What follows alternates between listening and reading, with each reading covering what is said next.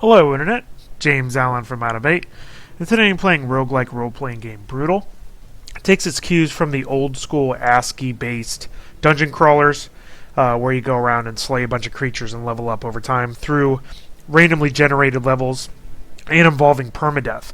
So the game includes both single-player and cooperative modes. You can also create your own dungeon. It can randomly generate a series of rooms for you, and then you can go in and manually place enemies and objects and stuff into that, and that's pretty cool that you can go ahead and design things like that. So I will do a single-player game. I'll start a new dungeon here. So you get to choose between a number of different people that have different abilities. Basically, it has a different start of the tech tree for each of these people, but other than that, they basically play mostly the same, although their range attack is slightly different. So you have kind of the builder unit, you have the warrior, you have the mage, and then you have the ranger. So I'm probably going to choose a ranger actually for this one.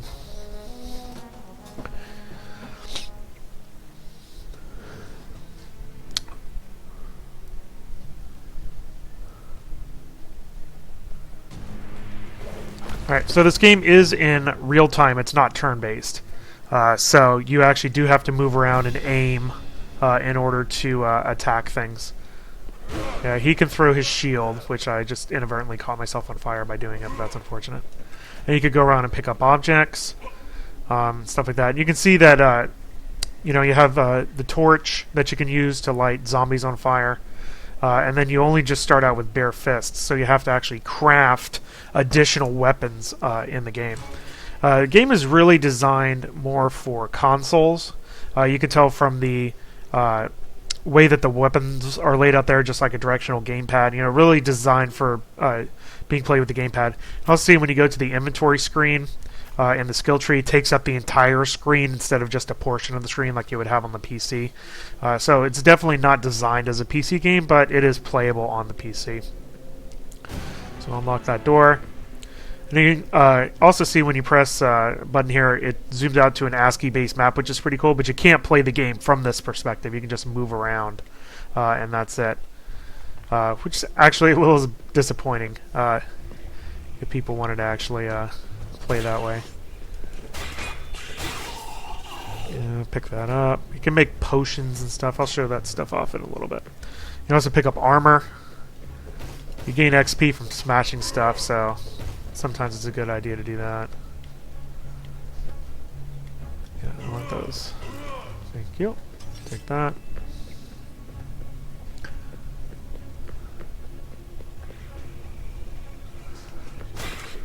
You do have to aim. There we go. Pick that up. Pick up a key. I can use in that door, but I'll probably... got two. Those little blue things explode. Like that. So that's a good way of taking care of fairly adept enemies. Hopefully there's something good down here. You'll get these little letters, which will allow you to craft stuff, which I can't show yet. You can also make potions using these little ingredients that you have here, which I also can't show yet because I don't have a container to contain it.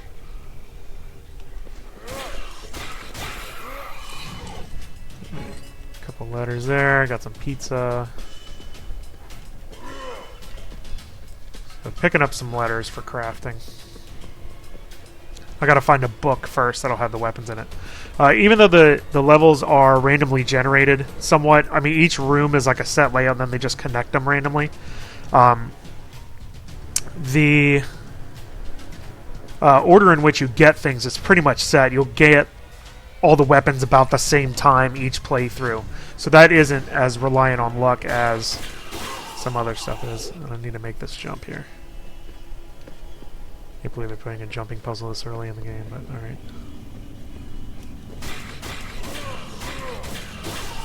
Yeah, pretty good. You can make an offer to the gods, but you really need a lot of cash in order to do it, which I don't have enough cash for, and they'll just get mad at me. Got some rats. Hello, rats. Come on up here.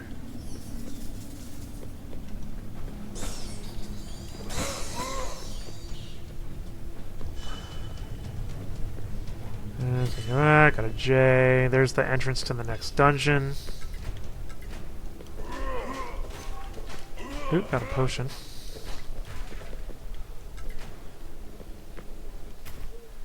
I can brew a potion, so we will do that. So here's the potion interface. Basically, based on the ingredients you have, you can pick any of the ones that you have available. And unless you are a mage, you have no idea what it's going to do to you.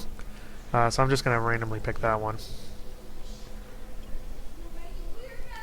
Alright, so I have an orange one and a green one. Let's see what happens. Usually it's bad. Potion of Rage. Well, that's not useful. Should have waited. Well, usually it's bad stuff, like being blind or being caught on fire and stuff like that. So. Alright, well, let's just see what the other one is. What is this? Oh, cool. Vampire's Curse.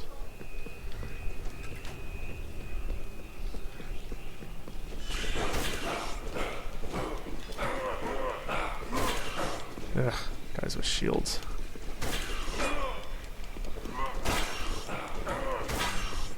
This is gonna end. I'm gonna die, probably.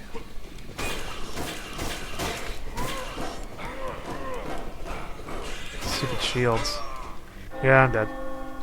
Game over. Usually I make it at least to the third level, the third floor before I die. Don't play too many roguelikes. Alright, we'll just start a new game since that one was so short. We'll pick a different guy. Actually, no, I want to back out. Pick a different character.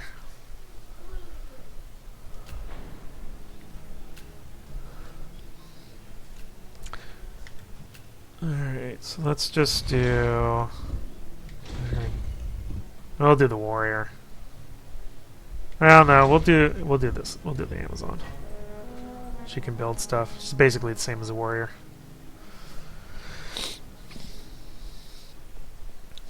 See if we fare any better.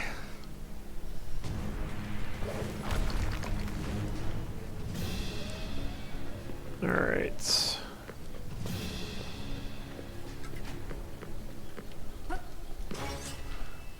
you can see pretty much the same sort of layout as before. You get a key in the first thing.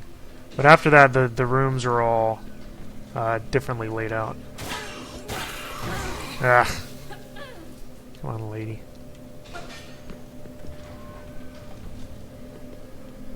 She gets a shield she can throw too.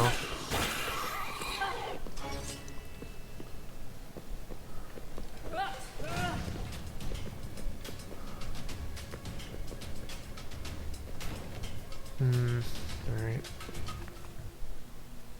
And goes the other door.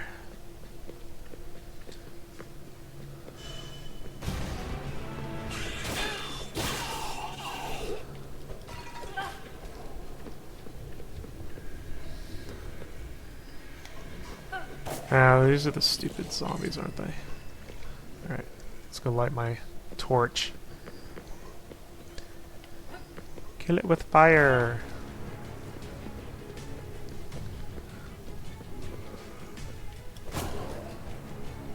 Any more? Okay.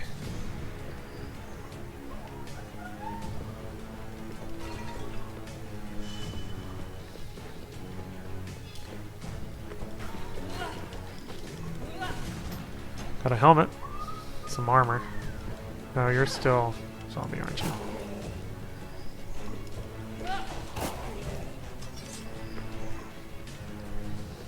I'm about out.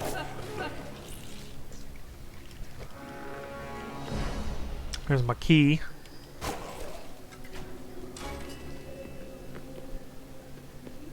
So I gotta go back up to the other room. So you can see pretty different layouts. So at least they have a ton of different rooms that you will encounter. So it's not completely repetitive, although the order in which you encounter things is pretty much the same every time. Yep. So I want to do my side.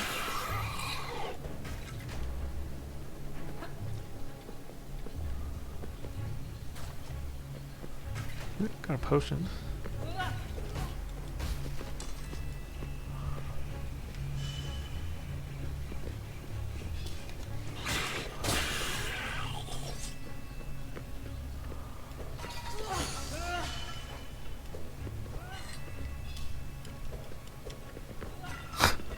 Come on, lady. Yeah, leveled up. Alright, so... Gotta unlock a skill. So she's kind of all over the place.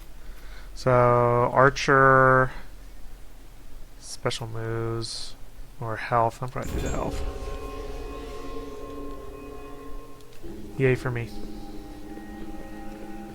I haven't found any books for crafting stuff.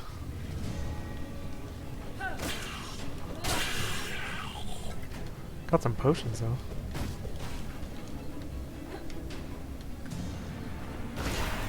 Yeah, it's just an explosion. Getting a lot of arrows for stuff I can't craft yet because the game hasn't given it to me. 350. I don't know. Probably not good enough. Give it all. Nope. You really got to have way more money than that. So that was just a waste of money.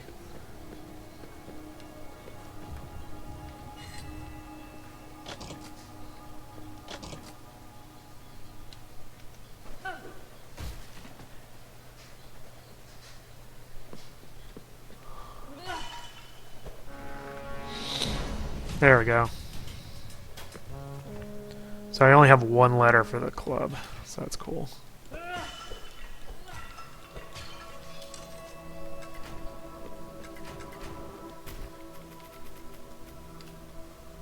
Yeah, I can't even do any potions. All I have is eyes. Alright, so where should I go? Do I have the key? Oh, I just haven't been this way yet. Shoot.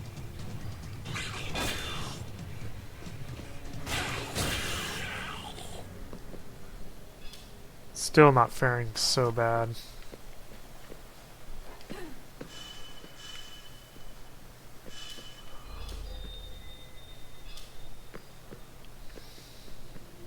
Oh, this is the big loop, isn't it? Alright, well, need to go that way. Yeah. That's right, my health is so high, it doesn't even really matter. Should be getting near the end of this floor.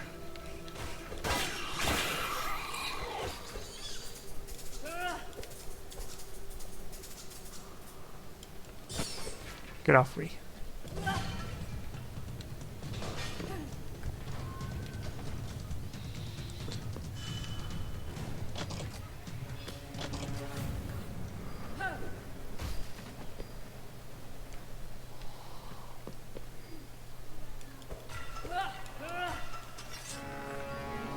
There's the other one.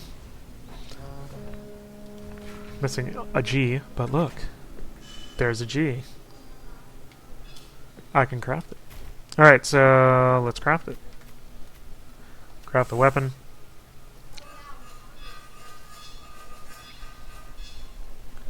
Alright, and then you can also enchant weapons, but you have to have the Y for this particular one, which I do not have the Y for. But you can, you know, give it extra abilities and stuff, which is very cool. So let me equip that to that slot. So now I have a sword.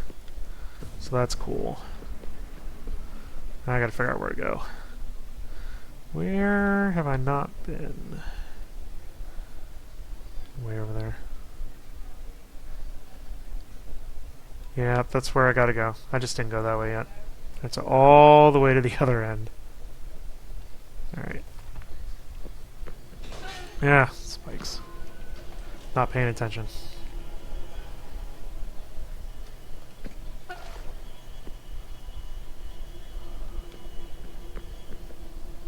Right, this way? Yeah.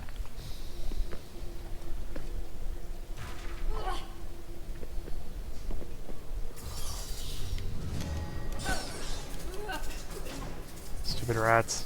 Stop gnawing on my leg.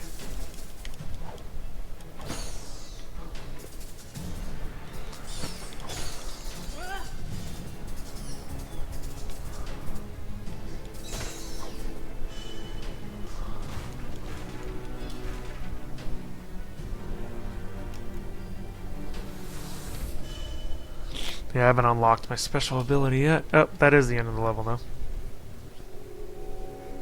Yay, floor 1.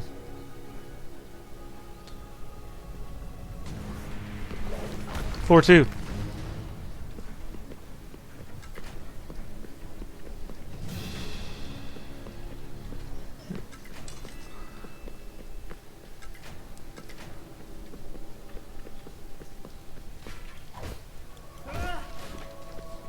Sorry, folks, just destroying all your furniture. Yeah, that was bad aim.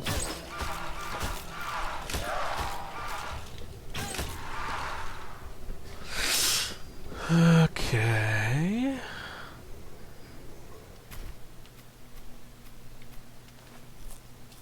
Fine, 8.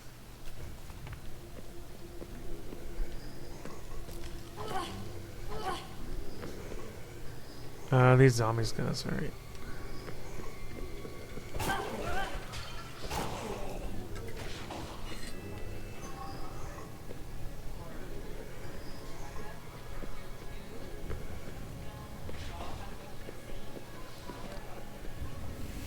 Yeah.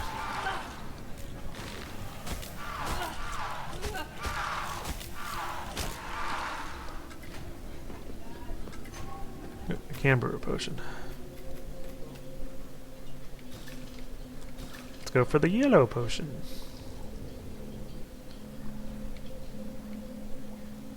And a green potion.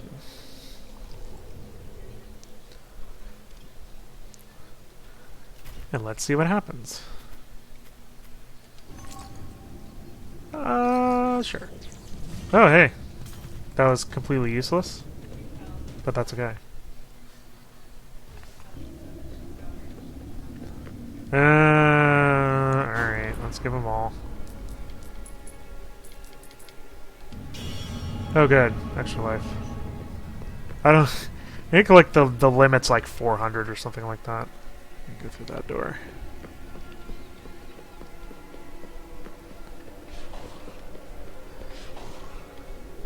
Hey, buddy.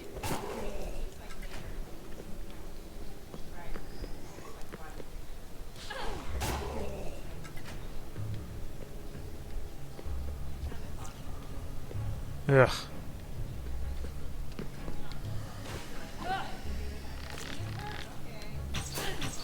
Ah. Yeah.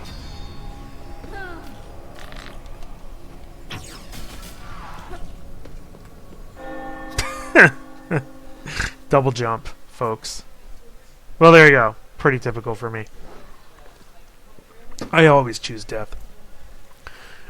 So, there you go. It's a pretty decent roguelike. Obviously, it's in real time instead of turn-based. I like how it incorporates the theme of the old ASCII-based games. It does require some skill in aiming and jumping, obviously, as you can see. And it does definitely have replay value thanks to the way that it randomly arranges all the rooms each time you play. You know, it still sticks to the whole permadeath thing, which makes the game fairly difficult, especially if you don't play a lot of roguelikes like I do. I like the inclusion of the editor, where you can actually create your own dungeon from scratch, or have the game randomly generate one for you, and then you get to place where all the objects are. And offers both single-player and cooperative play, which is pretty nice. The interface is obviously designed for a gamepad. It basically tells you when you start the game that you need to use a gamepad in order to do it. And with the way that the screens are for upgrading skills and your inventory that take up the entire screen, you can tell it's really designed for you know, a low-resolution console instead of playing it on the PC. The different characters have different special moves and different ranged attacks, and they also start out with different skills you can upgrade as you go through. And you pick up letters to craft and enchant weapons, although the order in which you encounter them is pretty much hard set by the game. You won't usually get anything on floor 1, and then floor 2 you'll unlock one of your weapons, and then on floor 3 you'll unlock your other weapon, and so on. So even though that each of the levels are randomly generated, the order in which you encounter things, it's pretty much set. Game does offer a lot of varied enemies, especially if you progress further in the game, that require different tactics in order to beat them. So overall, even though there are some limitations with the interface and the control scheme thanks to its designed for console roots. I think that the cooperative play and the editor and the amount of enemies that you encounter and the number of rooms that they have that they paste together keeps replay value pretty high and makes this a game that you want to check out if you're into roguelikes. That's all I have for today. Till next time, bye now.